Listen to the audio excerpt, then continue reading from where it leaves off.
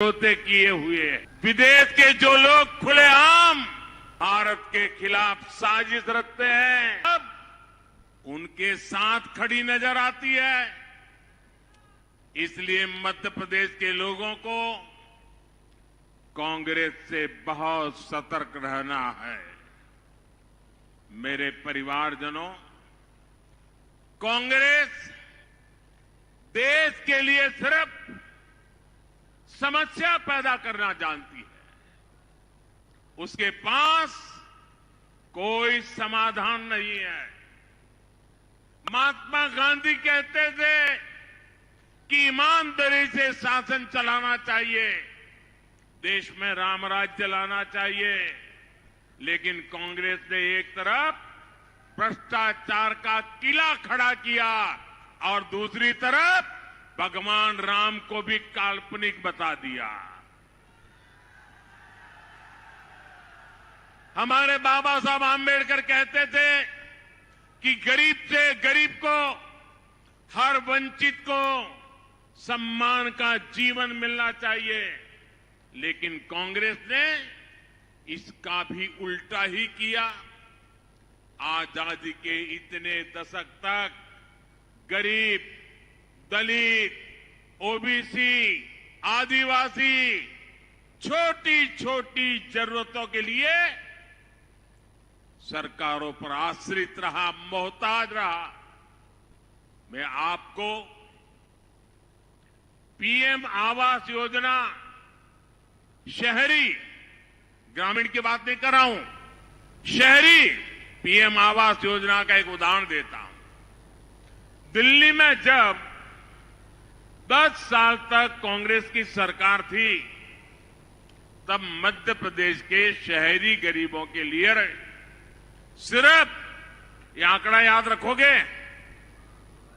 जरा जवाब दीजिए ना, आंकड़ा याद रखोगे? कांग्रेस ने 10 साल में शहर के गरीबों के लिए 6,000 घर स्वीकृत किए। कितने? याद रखिएगा आंकड़ा। कांग्रेस के 10 साल में एमपी के शहरों के लिए सिर्फ 6,000 घर स्वीकृत हुए। कितने? आपने भाजपा की डबल इंजन सरकार बनाई, अभी हमारे 10 साल पूरे नहीं हुए हैं। हमने एमपी के शहरों के लिए कितने घर स्वीकृत किया, बताऊं आंकड़ा? उन्होंने कितने किए थे? उन्होंने कितने किए थे? मोदी ने किए हैं करीब करीब 10 लाख। यानी कांग्रेस के 6,000 घर और भाजपा की तरफ से 10 लाख घर। कहीं है कोई मुकाबला? कोई मुझे बताए, कोई है मुकाबला? और सुनिए, इन 10 सालों में एमपी के शहरों में रहने वाले गरीब परिवारों को हम 7 लाख से अधिक घर बनाकर दे भी चुके हैं। और बीच में कोरोना की तकलीफ थी, काम ठप था, तो भी 7 लाख पूरे किए। अगर वो मुसीबत ना आती तो शायद 10 लाख भी पार कर जाते। और मैं आपको फिर याद दिलाऊंगा, मैं सिर्फ शहरों के आंकड़े आपको बता रहा हूं। आज मैं गांव की बात नहीं कर रहा हूं। हमने गांवों में भी लाखों घर अलग से बनाए हैं। ये तब है जब 1.5 साल तक यहां हर काम में रोड़े अटकाने वाली कांग्रेस सरकार थी। यानी मेरा यहां तो 2 साल कोरोना के कारण और 1.5 साल, क्या नाम बोलते हैं आप लोग उनको? क्या बोलते हैं? बोलो, उनके कारण। मेरे परिवारजनों, कांग्रेस की वजह से सालों साल से एक और समस्या हमारे देश में विकराल हुई है। ये समस्या थी गरीब के हक में लूट कैसे करना। कांग्रेस के ही एक प्रधानमंत्री कहते थे कि दिल्ली से 100 पैसा भेजता हूं तो 15 पैसा लाभार्थी तक पहुंचता है, मतलब 85 पैसा।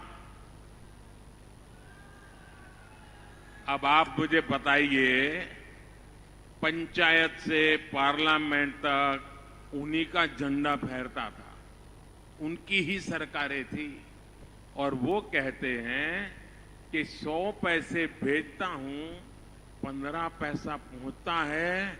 ये 85 पैसे कौन सा पंजाब मार लेता था? वो कौन सा पंजा था जो 85 पैसे मार लेता था? कांग्रेस ने जो समस्या पैदा की, उन्होंने तो कह करके छूट गए कि 85 पैसे चोरी होता है भी होता है। उन्होंने समस्या पैदा की, उसका समाधान भी भाजपा ने ही किया। यानी कांग्रेस मतलब समस्या, भाजपा यानी सीधा समाधान। हमने मोबाइल, आधार और बैंक खातों की एक ऐसी त्रिविध शक्ति बनाई। इस त्रिविध शक्ति के बाद हमने गरीबों के बैंक खातों में सीधे उनके पैसा, हक का पैसा भेजना शुरू किया। आज पीएम किसान सम्मान निधि के 2,60,000 करोड़ रुपए किसानों के बैंक खातों में सीधे गए हैं। आज एमएसपी पर सरकार खरीदी के पैसे भी किसानों के बैंक खातों में सीधे जा रहे हैं। आज पीएम आवास के घर बनाने के पैसे भी लाभार्थियों के बैंक खातों में सीधे जा रहे हैं। कोरोना के संकट के समय हमने महिलाओं के बैंक खातों में हजारों करोड़ रुपए सीधे भेज दिए। कहीं कोई लीकेज नहीं, कांग्रेस का कोई बिचौलिया नहीं। साथियों, सरकार चलाने का कांग्रेस का एक और तरीका है, ये भी आप लोगों को पता होना चाहिए। देश को टेक्नोलॉजी में जानबूझकर पीछे रखकर कांग्रेस इससे भी पैसा कमा लेती थी, क्योंकि टेक्नोलॉजी आएगी तो नई व्यवस्थाएं बनाएगी, और ये कांग्रेस को बिल्कुल पसंद नहीं आता। पुरानी व्यवस्थाओं में कांग्रेस अपनी कमाई के साधन खोज लेती थी। जब कांग्रेस सरकार थी तब देश 2G घोटाले में ही उलझे हुए थे। याद है ना 2G घोटाला? भूल गए? 2G घोटाला याद है? भाजपा के 10 साल के सेवा काल में आज देश 5G की रफ्तार से आगे बढ़ रहा है। मेरे परिवारजनों, कंप्यूटर, मोबाइल फोन और इंटरनेट तो दुनिया में बहुत पहले आ चुके थे, लेकिन भारत में देर से पहुंचे। ऑनलाइन बैंकिंग की, एटीएम की, क्रेडिट डेबिट कार्ड की टेक्नोलॉजी तो पहले भी थी, लेकिन भारत में समय पर नहीं आई। वो इसलिए क्योंकि कांग्रेस की नीयत समाधान की नहीं थी। सिर्फ 6-7 साल के भीतर ही भारत के भीम यूपीआई ने बैंकिंग सिस्टम को बदल करके रख दिया। आज पूरी दुनिया में भारत की डिजिटल क्रांति की चर्चा होती है। साथियों, मैं आपको एक और उदाहरण देना चाहता हूं। हमारे जो रेहड़ी पटरी वाले लोग होते हैं, जो फुटपाथ पर छोटा मोटा कारोबार करते हैं, जो आपके घर पे आकर के सब्जी बेचते हैं, दूध बेचते हैं, क्या कभी ये रेहड़ी पटरी ठेले वाला यही सोचता रहा कि वो जीवन भर यही काम करेगा, जिंदगी ऐसे ही गुजारेगा, उनके बच्चे भी यही करेंगे? ये मोदी ने तय किया है कि नहीं, मैं इससे भी बदल के रहूंगा। वो सोचता है कि एक दिन उसकी भी बड़ी दुकान होगी, उसका भी कारोबार बढ़ेगा, लेकिन दुकान तो तब होगी जब उसे बैंकों से मदद मिलेगी।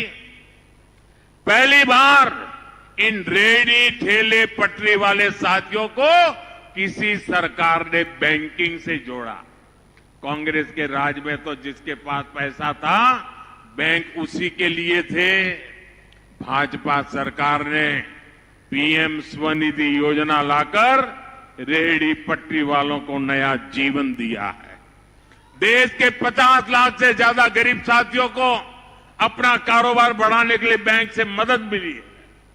यहां एमपी में भी 7 लाख से अधिक रेहड़ी फुटपाथ वालों को 1400 करोड़ रुपए की मदद दी गई है। जब गरीब की चिंता होती है, जब गरीब की सेवा का जज्बा होता है, तो ऐसे उत्तम से उत्तम काम होते रहते हैं। मेरे परिवारजनों, भाजपा की डबल इंजन की सरकार बहनों बेटियों के सशक्तिकरण के लिए समर्पित है। कांग्रेस ने तो सिर्फ गिने चुने परिवारों के बेटे बेटियों को ही सशक्त किया। भाजपा हर परिवार की बेटियों को सुविधा, सुरक्षा और सशक्तिकरण से जोड़ रही है। कांग्रेस लोकसभा और विधानसभा में 33% आरक्षण को लटकाती रही, और कांग्रेस के लिए लटकाना, भटकाना, अटकाना उनके चरित्र का हिस्सा है। मोदी ने बहनों बेटियों को दी गारंटी, वो भी पूरी कर दी। मोदी ने खदानों से लेकर सेना के अग्रिम मोर्चे तक हर दरवाजे बेटियों के लिए खोल दिए हैं। आज बेटियां सेना में भर्ती हो रही है, उनके लिए सेनाओं में अफसर बनने के नए रास्ते खुले हैं। सीआरपीएफ सहित हमारे सभी केंद्रीय बलों में बेटियों की संख्या तो बीते 10 वर्षों में 2 गुनी से अधिक हो चुकी है। पुलिस भर्ती में भी बेटियों की संख्या कहीं अधिक हो चुकी है। साथियों, मध्य प्रदेश की भाजपा सरकार ने भी महिला सशक्तिकरण के लिए अद्भुत काम किया है। पूरे देश में इसकी प्रशंसा हो रही है। लाडली बहना और लाडली लक्ष्मी योजना से बहनों बेटियों को बहुत मदद मिल रही है। मेरे परिवारजनों, बीते 2 दशक में भाजपा सरकार ने एमपी को देश के अग्रणी कृषि राज्य में स्थापित किया है। अब भाजपा एमपी को देश के बड़े औद्योगिक राज्य में लाने के लिए कमर कस के निकला पड़ा है। इसलिए मालवा निमाड़ में इतने बड़े स्तर पर इंफ्रास्ट्रक्चर का निर्माण हो रहा है। एमपी में औद्योगिक कॉरिडोर बनाए जा रहे हैं। यहां नीमच में भी 500 से अधिक उद्योग स्थापित किए गए हैं, जिनमें करोड़ों रुपयों का निवेश हुआ है। मैं युवा साथियों को कहूंगा, आने वाला समय आपका है। हमें मिलकर एमपी को टॉप इंडस्ट्रियल इकोनॉमी बनाना है। इसके लिए जरूरी है कि मालवा निमाड़ इस बार पुराने सारे रिकॉर्ड तोड़ दे। हर सीट, हर बूथ पर कमल का फूल पूरी ताकत से खिलना चाहिए। खिलेगा ना? आप घर घर जाओगे? ऐसा तो नहीं ना अब इतनी बड़ी सभा हो गई, अब तो चुनाव जीत गए, चलो सो जाओ, ऐसा तो नहीं करोगे ना? पूरी मेहनत करोगे, घर घर जाओगे, हर पोलिंग बूथ में अड्डा लगा करके बैठोगे, वोट पक्के करोगे, पोलिंग बूथ जीतने का संकल्प करके जाओगे, एक भी पोलिंग बूथ नहीं हारोगे। हमें हर पोलिंग बूथ को जीतना है, हर पोलिंग बूथ में कमल खिलाना है। करोगे पक्का? अच्छा, मेरा एक काम करोगे? मेरा एक काम करोगे? क्यों आवाज दब गई भाई? ऐसे थोड़ा चलता है। अच्छा, मेरा एक काम करोगे? ये चुनाव वाला काम नहीं है, ये मेरा निजी काम है। करोगे? मेरे स्वार्थ का काम है। करोगे? पक्का करोगे?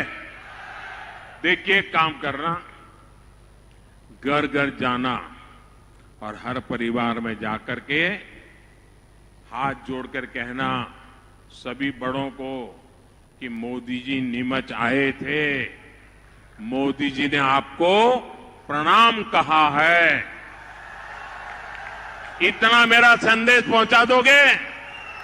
आप जैसे ही उनको मेरा प्रणाम पहुंचाओगे ना, वो मन से मुझे आशीर्वाद देंगे और वो आशीर्वाद मेरे लिए बहुत बड़ी औषध होते हैं। वो आशीर्वाद मेरे लिए बहुत बड़ी ऊर्जा होते हैं। वो आशीर्वाद मेरे लिए बहुत बड़ी शक्ति होते हैं। वो आशीर्वाद मेरे लिए बहुत बड़ी प्रेरणा होते हैं। वो आशीर्वाद मुझे दिन रात आपके लिए काम करने की ताकत देते हैं। और